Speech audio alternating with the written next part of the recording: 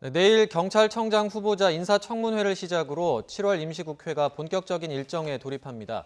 이번 주에는 청문회 외에도 대정부 질문과 원내대표 연설 등 여야가 부딪힐 만한 지점들이 많은데요. 주요 쟁점은 뭘지 최진봉 성공회대 교수 그리고 장성철 공감과 논쟁 정책센터 소장 두 분과 짚어보겠습니다.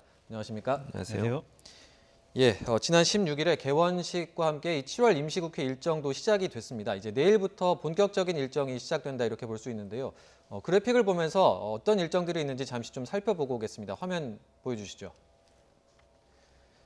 지금 이제 내일 김창룡 경찰청장 후보자 청문회가 예정돼 있고요. 그리고 같은 날 민주당 김태년 원내대표의 교섭단체 대표 연설이 있습니다. 그리고 그 다음 날 21일 화요일에는 통합당 주호영 원내대표 연설이 예정이 돼 있고요.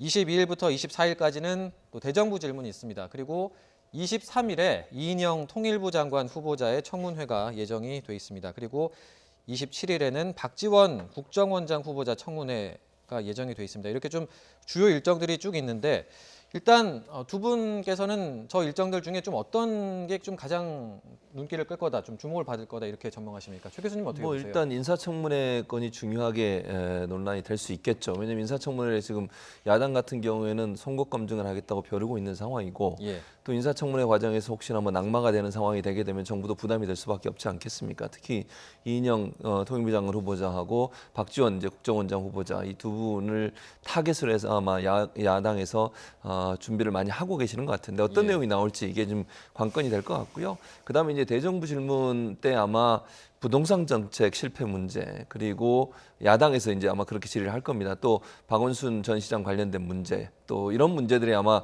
논란으로 나올 수 있기 때문에 이 문제들을 어떻게 이제 대답하고 답변하냐 이런 문제도 중요한 이슈가 될 거다. 그래서 여론의 추이에 상당히 여러 가지 영향을 미칠 수 있는 요소들이 많이 좀 산적해 있기 때문에 이번 이제 국회에서 이런 요소들을 어떻게 질문하고 어떻게 답변하느냐에 따라서 여론의 흐름이 일정 부분 영향을 받을 수 있는 그런 상황이 될 수 있을 거로 예상이 되고 있습니다. 청문회와 대정부 질문 중요할 거다 이렇게 말씀해 주셨는데 그 소장님 그 이제 여야 원내대표 교섭단체 대표 연설도 예정이 돼 있는데 그렇죠. 여기서 좀 어떤 내용이 담길지 좀 전망을 해본다면 각각 좀 여야 원내대표가 어떤 내용에 주안점을 둘까요? 김태년 원내대표 같은 경우는 코로나19 극복을 위한 민생 입법 이런 것을 좀 빨리 좀 처리하자라고 강조할 것 같고요. 또한 대통령께서 강조하신 뉴딜 정책이라든지 아니면 부동산 입법안 이런 것들을 좀 빨리 우리가 정책적으로 입법적으로 뒷받침을 해야 된다라고 강조할 것 같습니다.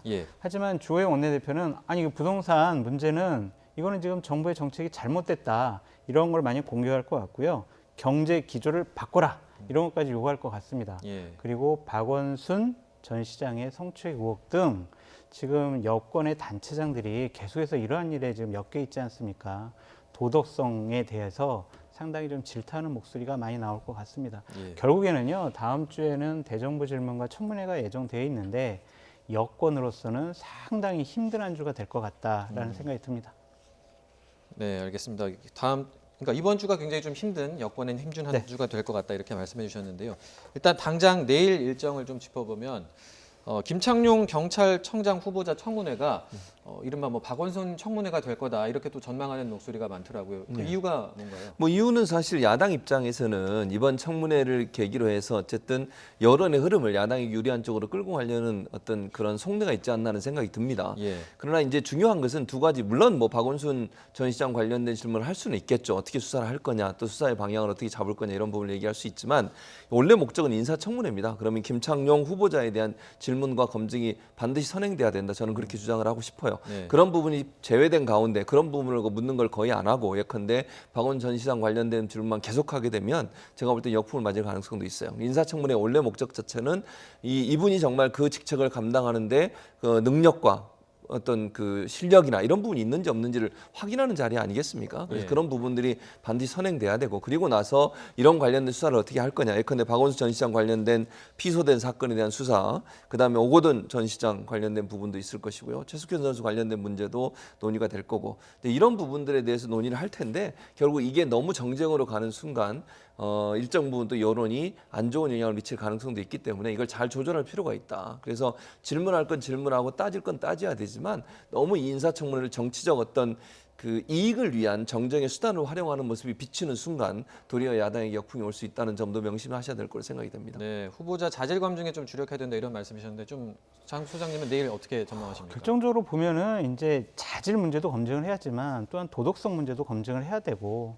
또한 정책에 대해서 후보자가 어떤 생각을 갖고 있느냐 이 세 파트로 될 겁니다.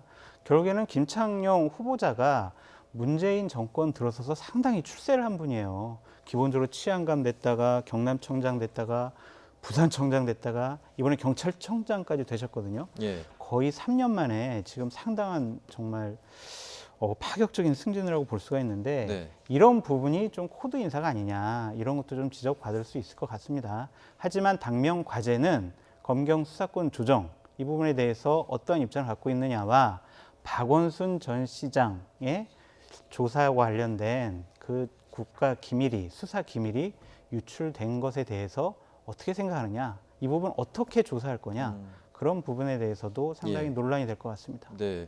그러니까 피소 유출 의혹에 대한 또 질문이 많이 나올 거다 이렇게 전망을 해주셨고 이제 서울시도 이제 어쨌든 외부 전문가들로 꾸려진 조사단을 이제 꾸리기로 할 방침인데 또 이 부분에 대해서도 좀 이야기가 나오지 않을까 싶어요. 이게 과연 뭐 얼마나 실효성이 있느냐 이런 또 지적들이 있는 것 같은데 아마 이런 또 내용 얘기들이 나올 수 있을까요? 그럴 이해가 나올 수 있죠. 예컨대 이제 경찰이 수사를 하고 있는데 수사를 하는 부분은 지금 두 가지로 나눠져 있지 않습니까? 하나는 이제 변사 사건 관련된 종결을 해야 되기 때문에 예. 수사를 하고 있고요. 또 하나는 말씀하신 것처럼 이제 유출 문제, 이 문제는 수사를 하고 있어요. 그건 뭐 수사가 진행될 거라고 저는 봅니다. 그 경찰청장 후보자도 아마 그 부분은 원칙에 따라 수사할 거라고 얘기할 겁니다. 그리고 만약에 정말 이게 그 수사 중인 내용이 외부로 유출됐다면 그건 큰 문제예요. 그러니까 그 문제에 관련해서는 책임 있는 사람 누군가 유출했다면 그 책임을 묻는 건 당연히 필요한 사항이라고 저는 생각을 하고요. 다만 이제 그러면 성추행 의혹과 관련해서 피소된 건, 이 건 같은 경우는 공소권 없음이 되다 보니 법적으로 과연 이걸 수사를 할 수 있을 거냐 하는 부분에 논란이 있을 수 있거든요, 충분히. 그래서 지금 서울시에서 말씀하신 것처럼 자체적으로 민간 합동 조사단을 꾸리기로 했고 9명의 위원을 유축하기로 했는데 9명이 모두 외부에서 오는 분로 하기로 했어요. 예컨대 뭐 여성 단체 관련된 분 3분, 그다음에 인권 전문 분야 3분, 그리고 법률가 3분 이렇게 해서 9분으로 꾸리기로 했는데 지금 이제 여성단체나 피해자를 돕고 있는 시민사회단체가 전혀 지금 들어오실 마음이 없는 것 같아요. 왜냐하면 서울시가 제대로 조사할 수 있을지에 대한 의문, 그다음에 서울시가 공정성을 지킬 수 있을지에 대한 의문 이런 부분들을 지금 비판하시면서 답이 없기 때문에 앞으로 이 문제를 어떻게 풀 거냐 하는 게 중요할 거라고 저는 생각을 합니다. 또 하나의 방법은 법적으로 피해를 당하신 분들이나 아니면 주위에 있는 분들이 다른 방법으로 고발을 하는 경우 이런 부분들은 또 다른 관점에서 수사가 진행될 가능성이 있다는 생각이 들거든요. 뭐 명예훼손 관련된 문제라든지 그거는 이제 이 그 피소 사건과 직접적으로 연관은 없지만 그 사실을 밝히기 위해서 민사소송이 들어가나 명예훼손 관련된 형사소송이 들어가게 되면 결국은 그걸 밝히기 위해서는 조사가 일정으로 이루어질 가능성도 있어요. 그래서 그런 방법으로 접근해서 수사를 하는 방법은 있을 수 있을 것 같은데 그건 이제 고발이 들어와야 되는 상황 아니겠습니까? 그래서 좀 지켜봐야 될 것 같고 아마 경찰청장 후보자는 그런 부분들에 대해서 아마 원론적인 답변을 할 겁니다. 그리고 만약 고발이 들어오면 거기에 대해서는 뭐 수사를 하겠다라고 얘기를 할 것이고요. 그래서 이거는 원론적인 관계에서 해야 되는 거고 피소 사건 그 자체는 사실 이제 고소를 당한 피고발인이 지금 사망한 상태이기 때문에 공소권 없음 처리를 해야 되니까 법적으로 이렇게 갈 수밖에 없는 상황이고요. 그래서 만약에 필요하다면 다른 방법을 통해서 이런 관련된 사실관계를 확인하는 건 가능할 수 있겠지만 박원순 전 시장에 대해서 박원순 전 시장이 피소를 당한 사건 자체는 공소권 없음으로 아마 끝나지 않을까 이런 생각이 듭니다. 예. 제가 봤을 때는 서울시에서 하겠다는 진상조사단은 부질없는 짓이에요. 이것은 강제적으로 수사할 수 있는 권한이 없기 때문에 무용지물이 될 가능성이 많습니다. 진술을 거부하겠다라고 했을 경우에 다른 강제적인 수단이 없어요. 증거 내놓아라. 증거 못 내놓겠다. 이래도 어떻게 할 수 있는 방법이 없습니다. 그러니까 그냥 서울시에 있는 분들 몇 분한테 얘기 듣는 그러한 청문회 정도가 될 수밖에 없는 상황이기 때문에 서울시는 이러한 일을 하지 말고 경찰 수사나 검찰 수사에 더 적극적으로 협조해라. 그렇게 말씀드리고 싶어요. 예, 알겠습니다. 그 내일 이제 경찰청장 청문회를 전망해 보면서 이제 뭐 서울시의 박원순 전 시장 성추행 의혹 관련 진상조사를 어떻게 해야 되는지 이런 얘기까지 나왔는데요.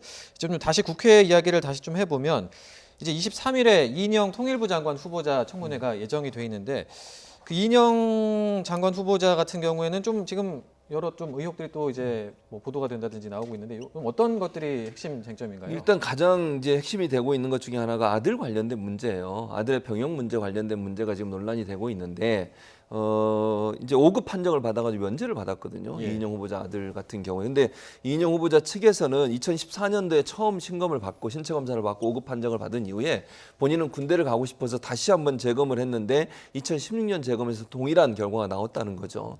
그러다 보니까 결국 가고 싶었음에 불구하고 가지 못했다고 주장을 하고 있고, 야당은 여러 가지 증거 자료 중에 예컨대 디제잉 하는 부분이라든지 아니면 그 레이싱 하는 차를 타고 있는 부분, 이런 부분들이 영상이 이제 공개가 되면서 예. 이게 정말 아픈 거냐 하는 부분에 논란이 있어요. 그래서 이거는 신체 검사 받을 때 결과지나 아니면 뭐 필요하다고 하면 그때 군의관이겠죠. 그 신체 검사를 했던 당사자 이런 분들하고 한번 증언도 들어보는 것도 필요하다는 생각이 들고요. 그래서 또 이인영 그 후보자가 본인이 또 청문회 자리에서 그걸 좀 더 소상히 밝히겠다고 했으니까 그 부분은 좀 지켜봐야 될 것 같다는 생각이 들고, 두 번째는 아들 관련 스위스 유학 문제가 지금 논란이 되고 있는데 네. 이 부분에 대해서는 사실 이제 입학 과정이 첫째 논란이 되고 있고, 두 번째 거기에 이제 들어간 비용이 문제가 되고 있는데, 비용 같은 경우에는 지금 이인영 후보자 입장에서 다 공개를 했어요. 예컨대 14개월 동안 스위스에서 유학을 했는데 학비로 1,200만 원 정도 우리 돈으로, 그다음에 체류비로 약 한 3,062만 원 정도를 지출했다고 얘기를 하고 있고, 예. 또 하나 이제 아들이 그 유학생으로 선발되는 과정에 이인영 후보자의 아내가 이사로 재직하고 있는 영향을 미치지 않았다고 주장이 나오는데, 여기에 대해서 이인영 후보자는 이인영 후보자의 아내가 이사가 된 것은 아들이 2017년 2월에 졸업을 했는데 졸업한 이후에 2017년 4월부터 이사를 했기 때문에 직접적인 영향을 미치는 위치에 있지 않았다고 지금 해명을 하고 있는 상황입니다. 예. 그래서 아마 청문회에서 이 문제를 가지고 뭐 주고받고 논란이 될 것 같고요. 또 하나 이제 한미 워킹 그룹이 논란이 되고 있습니다. 현재 통일부 입장에서는 여당과 야당 이 부분에서 좀 입장이 다른데 여기에 대한 입장을 묻는 그런 질문이 나오지 않을까 그렇게 예상이 됩니다. 예, 이인영 통일부 장관 후보자 청문회 때 이제 어떤 내용이 나올 거다 이렇게 좀 짚어주셨고요. 근데 이제 그동안 이제 현직 의원들이 보통 이제 장관 후보자가 되면 이제 청문회에서 뭐 낙마한 경우가 없어서 현역 불패다 이런 얘기까지 나오는데, 이번에도 좀 어떻게 이런 현역 불패가 적용될 걸로 보십니까? 어떻게 전망하세요? 적용될 거로 보여집니다. 최준봉 교수님께서 말씀해주신 이런 대략 3가지 정도의 의혹만 가지고 낙마한다? 이것은 그렇게 볼 수가 없을 것 같고요. 국민들께서 이제 우리 이인영 후보자에 대해서 여러 가지 일들이 밝혀질 때 실망하실 부분들은 많이 있을 거예요.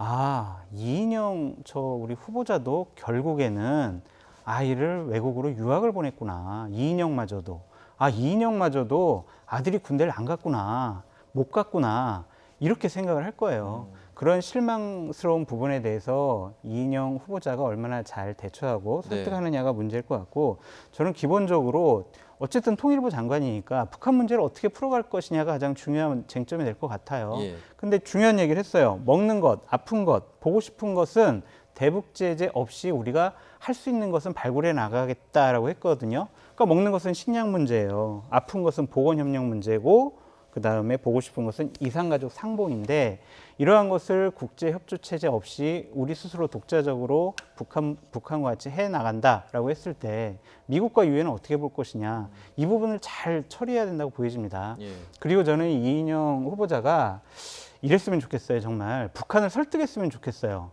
예를 들면 정말 북핵, 비핵화 없이는 대북 제재를 정말 풀 수가 없다. 그러니까 영변 플러스 알파, 이거에 대한 상징적인 그러한 조치들을 꼭 취해라. 안 그러면 우리가 풀고 싶어도 못 푼다. 금강산 관광 하고 싶어도 못하고 개성공단 재개하고 싶어도 못한다. 그러니까 비핵화에 대한 상징적인 의지와 조치를 꼭 취해라. 라는 설득을 했으면 좋겠다라는 생각이 듭니다. 예, 알겠습니다. 23일 이제 청문회 때 뭐 의혹에 대한 해명이라든지 아니면 말씀하신 것처럼 대북 정책에 대한 뭐 구상 이런 걸 좀 어떻게 밝힐지 좀 지켜보도록 하겠습니다. 그리고 이제 27일에는 박지원 국정원장 후보자의 인사청문회가 예정이 돼 있는데요. 미래통합당에서는 이제 자문단을 꾸려서 치열한 검증을 예고하고 있습니다. 잠시 화면 보고 오시죠. 한 후보자의 행적 파기 머무르는 게 아니라 그것이 갖는 여러 가지 의혹이 지금 대한민국 현재에 어떤 의미가 있는지, 그리고 미래 국정원장의 직무 수행에 어떤 의미를 갖는 것지를 지금 이제 통합당의 좀 방점은 이제 박지원 후보자에게 찍혀 있다 이렇게 볼 수도 있을 것 같은데, 좀 이유가 뭔가요? 뭐 일단 박지원 후보자 같은 경우에 북한 관련해서 과연 그 정보를 수집하고 운영하는 수장으로서 북한에 대해서 좀 더 너무 친한 형태보다는 좀 각을 세우는 모습이 필요하지 않겠나, 이런 주장을 하실 걸로 제가 보여져요. 근데 박지원 후보자는 잘 아시는 것처럼 이제 북한을 설득하고 처음으로 남북 정상회담을 이끄는데 가장 주도적 역할을 했던 분 아니겠습니까? 그런 부분에 대한 어떤 이제 질문이 들어올 가능성이 있고 또 하나 이제 개인적으로 이제 그 박지원 후보자가 군복무 중에 편입을 해서 졸업을 했거든요. 그러니까 군 복무하면서 대학을 졸업한 문제, 이 문제가 논란이 될 것 같고 후원자에게 5천만 원을 빌리고 5년째 안 갚고 있다고 하는 문제가 불거졌습니다. 이 문제는 지금 약간 좀 이게 설명이 잘 필요한 부분인 것 같아요. 그러니까 박지원 후보자가 이 부분은 예컨대 5천만 원을 빌렸는데 그 5천만 원에 대한 이자를 매달 갚기로 하고 1년 후에 갚는 걸로 하고 빌렸는데 갚지도 않았고 이자도 전혀 지불이 안 된 상황이거든요. 그래서 이거는 약간 좀 상식적으로는 이해가 안 돼요. 물론 돈을 빌리면서 썼던 그 계약서가 있기 때문에 그 차용증이 있기 때문에 그 자체가 문제라고 보지는 않습니다. 법적으로 문제가 안 되지만 조금 상식적으로 이해가 안 되는 부분은 아마 청문회 과정에서 본인이 소명을 해야 될 걸로 생각이 되어지고 다만 이제 저는 이런 생각은 들어요. 그 야당에서 주장하는 것처럼 박지원 후보자도 그런 얘기 했더라고요. 뭐 적과 내통한 사람 이런 발언을 그 주호영 원내대표 하셔가지고 그것 때문에 화를 내시는 그런 부분이 있었던 것 같은데 뭐 내통하고 이런 건 아니라고 저는 생각합니다. 박지원 후보자가 뭐 그런 분은 아니라고 저는 보고요.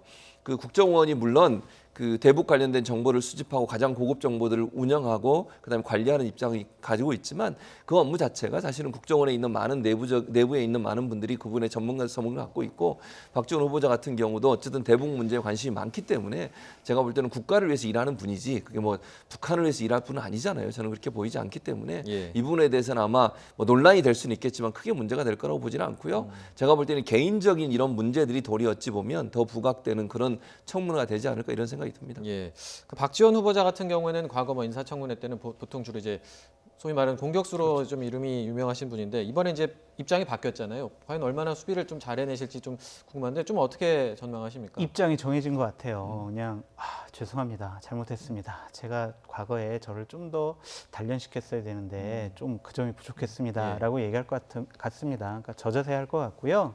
기본적으로 저는 박지원 후보자의 이런 논란만 가지고도 뭐 낙마한다 그렇게 보진 않습니다. 하지만 국민들께서 박지원 후보자가 과연 어떤 사람이었는지, 어떤 분이었는지, 과거에 5.18과 전두환 전 대통령에 대해서 어떤 말을 했던 사람인지, 그분들에게 어떻게 대했는지 그런 걸 이번에 알 기회가 있을 거라고 생각이 들어요. 근데 하지만 주호영 원내대표가 얘기했던 것처럼 적과에 내통한다라든지 아니면 국정원을 파괴한다 이런 얘기를 하는 건 옳지가 않습니다. 분명히 국회의원을 계속 하셨던 분이고 과거 DJ 정권이었지만 비서실장과 장관도 하신 분이에요. 그런 분한테 적과에 내통을 한다라는 모욕적인 언사를 한 것은 좀 청문회를 앞두고 너무 정치적인 공격을 한 것이다라고 보여지기 때문에 이런 부분보다는 보다 좀 본격적인 자질 검증에 좀 중점을 뒀으면 좋겠다라는 생각이 듭니다. 예, 알겠습니다. 그 인사청문회 굵직한 인사청문회들이 앞두고 있는데 앞으로 좀 어떻게 될지 지켜보도록 하겠습니다. 그리고 이제 7월 임시국회가 이제 본격적으로 시작이 됐는데 이제 뭐 부동산 문제가 역시나 계속 또 굉장히 중점적으로 다뤄질 것 같습니다. 그 앞서 이제 문재인 대통령의 연설에 이어진 민주당 진성준 의원의 발언이 좀 논란이 되기도 했었는데 저희가 잠시 당시 발언 들어보고 이야기 계속 이어가 보도록 하겠습니다. 들어보시죠. 지금 최고의 민생 입법 과제는 부동산 대책입니다. 정부는 투기 억제와 집값 안정을 위해 필요한 모든 수단을 강구할 것입니다. 다주택자에 대한 주택 보유 부담을 높이고 시세 차익에 대한 양도세를 대폭 인상하여 부동산 투기를 통해서는 더 이상 돈을 벌 수 없다는 점을 분명히 하겠습니다. 그렇게도 안 떨어질 겁니다.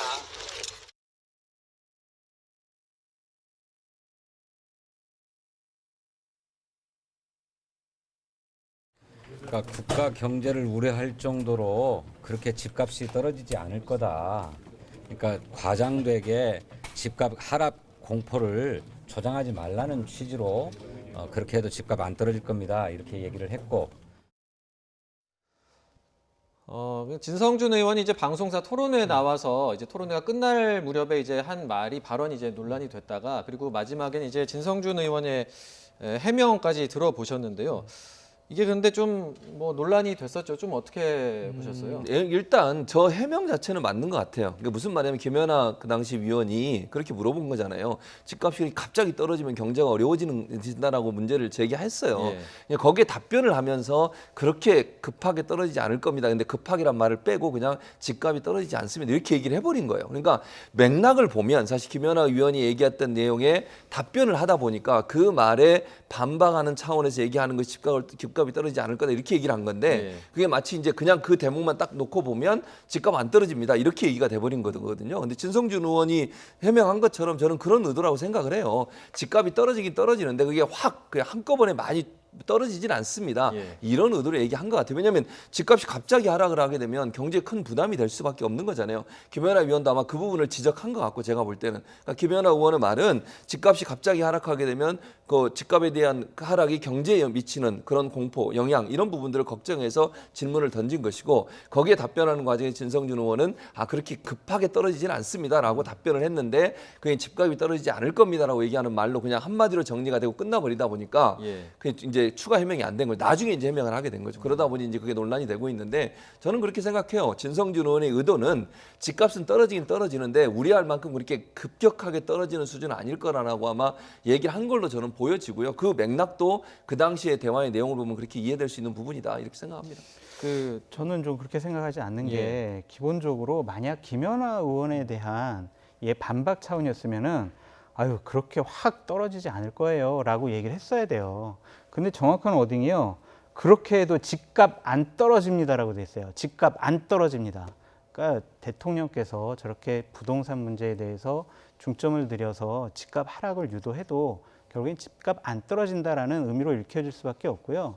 민주당 의원들이 얘기를 했어요. 자조적인 발언, 해명도, 논리적 설득이 안 된다라고 본인들이 얘기했습니다. 결국에는 현재 정부가 추진하고 있는 부동산 정책을 하더라도 시행을 하더라도 집값은 떨어지지 않을 것이다라는 솔직한 자기 고백이라고 생각합니다. 저는 그렇게 생각하지 않고요. 지금 장 소장이 말씀하신 앞에 김연아 의원의 말을 들어보면 이게 집값이 그렇게 떨어지면 경제적으로 어렵습니다는 질문을 해요. 그 질문에 답변을 하면서 얘기한 거예요. 만약에 김연아 의원이 집값 떨어집니까 안 떨어집니까 이렇게 물어봤다면 떨어진다고 얘기했을 거예요. 저는 그렇게 생각해요. 질문의 내용이 달라졌다면 답변도 달라질 거라고 저는 생각하거든요. 물론 장 소장 그렇게 이해하실 수 있겠지만 저는 그렇게 이해하지 않고요. 집값이 떨어지긴 떨어지는데 그 속도라든지 금액 자체가 천천히 떨어질 겁니다. 이런 의도로 얘기했다고 보여집니다. 똑같은 상황이지만 어쨌든 똑같은 표현을 두고도 이제 다른 좀 해석이 나올 수 있는 부분이긴 한데 어쨌든 이 진성준 의원 발언 논란이 이제 어쨌든 그 정부 여당은 그러니까 여당은 7월 임시국회 7월 말에 이제 부동산 관련 입법을 이제 처리할 방침인데 이게 좀 여론에 악영향을 미칠 가능성, 이 발언 논란이 계속될 가능성이 있습니까? 어떻게 보세요? 믿지 못하겠다고 국민들 생각할 겁니다. 아니 여당 의원이 그것도 전략기획본부장이 집값 안 떨어진다는데 와 이거 큰일 났다. 우리 어떡하냐. 국민들 그렇게 생각할 거예요. 정부 정책에 대한 신뢰성이 상실됐다라고 전 말씀드리고요.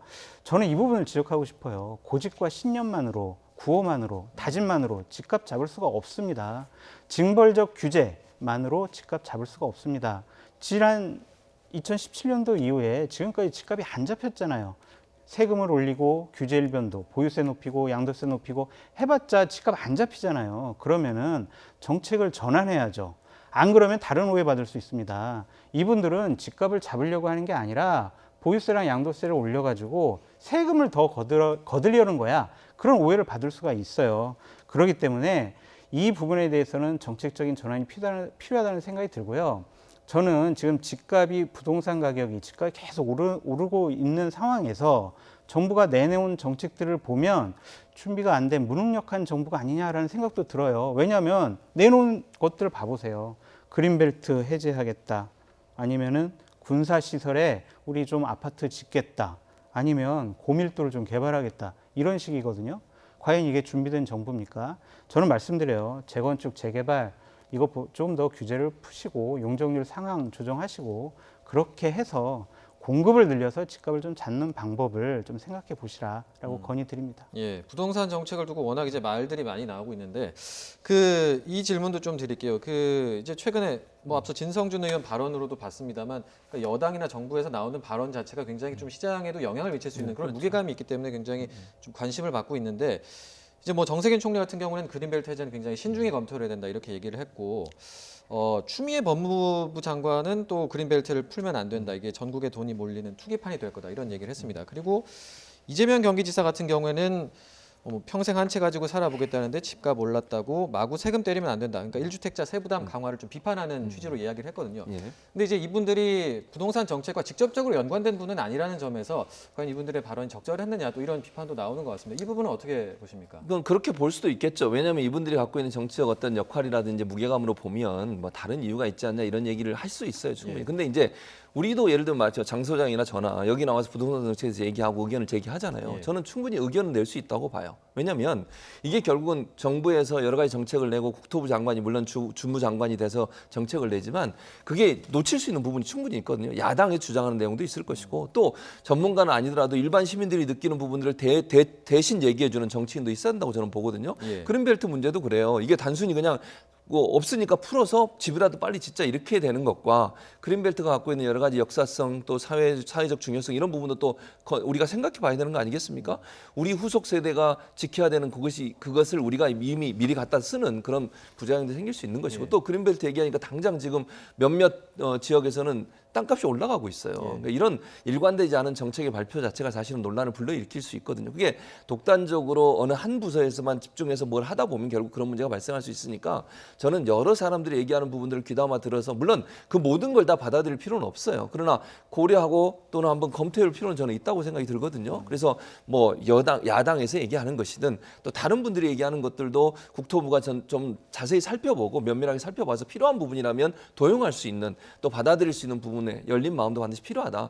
그렇지 않으면요. 이게 아주 복잡하고 한 곳을 규제하면 또 한 곳에서 다른 풍선 효과가 일어나는 이런 현상들이 반복되고 있어요. 예. 이런 상황에서는 좀 더 지혜가 모아지는 게 필요하기 때문에 다양한 계층의 다양한 사람들의 목소리가 좀 들어갈 수 있는 구조를 만들 필요는 있다는 생각이 듭니다. 네, 의견은 낼 수 있다 이런 말씀이신데 교수님 말씀 옳아요. 그 의견은 낼 수 있는데 그것은 국무회의 자리에서 공식적으로 의견을 제시하면 되지 본인의 SNS에 저런 식으로 얘기하는 거 옳지가 않다는 생각이 들고요. 만약에 김현미 국토교통부 장관이 윤석열 총장 이거 검찰 이거 수사 지휘권 뺐고 그리고 아니 이거 박원순 시장 성범죄 사건 관련해서 검찰과 경찰 이거 수사 제대로 해라라고 얘기하는 게 적절합니까? 그러니까 이런 것들은요 국무회의 자리에서 해야 돼요. 그러니까 때와 장소를 가려서 해야 된다라는 생각이 들고요. 예. 추미애 장관이 해야 될 일은 뭐냐면요. 그린벨트 풀면 안 된다 뭐 이런 식의 얘기가 아니라 그린벨트가 만약에 풀려가지고 정말 불법적인 투기가 전국에 횡행하면 그 불법적인 행위를 잡으러 다녀야 되고 그 불법적인 행위를 못하도록 검찰과 경찰을 통해서 단속을 해야 되는 게 법무부 장관 얘기지 그린벨트 풀어라 이렇게 얘기하는 거는 법무부 장관으로서 상당히 부적절한 얘기를 했다라고 다시 한번 말씀드립니다. 한 가지만 제가 네. 접붙여서 말씀을 드리면 두 분 다 정치인이에요. 물론 본인이 하고 있는 일 지금 장 수장 말씀처럼 법무부 장관이 일을 열심히 해야 되죠. 그리고 경기도지사는 사실은 이런 얘기에 대해서 얘기할 수 있어요. 충분히. 그건 지자체장이 본인의 입장을 얘기하고 지자체와 연관된 부분도 연관될 수 있다고 저는 보거든요. 충분히. 예를 들면 경기도에 사는 분들 중에 집 하나 갖고 있는데 거기에 세금이 많이 물리면 도민을 위해서라도 본인이 얘기할 수 있는 거 아니겠어요? 그건 충분히 가능하다 보고 그러니까 지자체장이 이런 얘기하는 건 저는 전혀 문제가 없다고 봐요. 다만 지금 장 수장 지적하신 것처럼 법무부 장관 이런 일에 대해서 뭐 감나라 배나라 얘기하는 것에 대해서 비판을 할 수 있다고 봐요. 그러나 이제 우리가 볼 때는 이 법무부 장관도 결국은 정치인이었는데 법무부 장관 물론 법률가 출신이긴 하시지만 예. 그래서 아마 포괄적으로 본인의 의견을 얘기하신 것 같으니까 이걸 뭐 물론 심각하게 받아들일 수도 있지만 또 하나의 의견으로도 볼 수 있는 상황이 아닌가 이런 생각이 듭니다. 예, 알겠습니다. 자, 이제 저희가 시간이 이제 한 2분 안쪽으로 남아서 저희가 이 내용을 마지막으로 짧게 좀 질문을 드리고 마치도록 하겠습니다. 지금 이제 대통령 지지율이 계속 이제 내림세가 계속이 되고 있거든요. 갤럽 여론조사 결과도 그렇고 이제 리얼미터 여론조사 결과도 그런데 두 분은 이제 좀 이 여론조사 결과 어떻게 보시는지를 먼저 좀 짧게 여쭤보겠습니다. 어떻게 보세요? 그 하향 추세는 어쩔 수 없는 현상인데 기본적으로 지금 이 정권과 민주당 같은 경우에는 민심을 읽는 안테나가 고장났다라는 생각이 들어요. 기본적으로 부동산 문제도 그렇고요. 저는 보다 더 큰 문제는 뭐냐면 이 민주당과 이 문재인 대통령의 집권의 가치인 공정, 정의, 약자 이런 단어를 지금 잃어버려 가고 있다라는 생각이 들어요. 예. 그 부분에 대해서 근본적으로 국민들께서 당신들 좀 너무하는 거 아니야? 이런 생각을 하고 계시기 때문에 다른 어떤 정책적인 수단으로 지지율을 끌어올리려고 해도 상당히 어려운 지경에 가 있다라고 저는 전망해 봅니다. 예, 최 교수님. 예, 장수양 말씀도 참 중요하다고 생각이 들어요. 그러니까 여당에 좀 잘 귀담아 들었으면 좋겠고, 일단 저는 그렇게 생각해요. 이 두 사안 사실 부동산 정책 문제하고 그다음에 이제 지자체장의 여러 이제 연류 의혹 문제 이런 문제들이 가장 중요하게 저는 작동했다고 보거든요. 예. 국민을 위한 정책 정말 내셔야 됩니다. 이런 그 국무위원들이나 아니면 그 고위공직자분들이 이런 부분들을 좀 잘 깨달으셨으면 좋겠어요. 저는 그러니까 야당이나 아니면 민주당이 너무 오만하거나 교만한 모습을 보이면 안 됩니다. 항상 초심을 잃지 않고 국민과 함께하겠다는 모습을 보여주는 게 반드시 필요하다. 그렇지 않으면 대통령의 국정운영 지지율이라든지 아니면 민주당에 대한 지지율은 또 떨어질 수밖에 없어요. 하락 추세를 다시 꺾어 올리기 위해서는 초심으로 돌아가서 국민과 함께하는 모습, 그런 모습 반드시 보여주셔야 한다고 생각을 합니다. 네, 두 분 말씀 초심을 잃지 말아야 한다로 좀 정리해 볼 수 있을 것 같습니다. 예, 지금까지 최진봉 성공회대 교수 그리고 장성철 공감과 논쟁 정책센터 소장 두 분과 함께했습니다. 오늘 말씀 잘 들었습니다.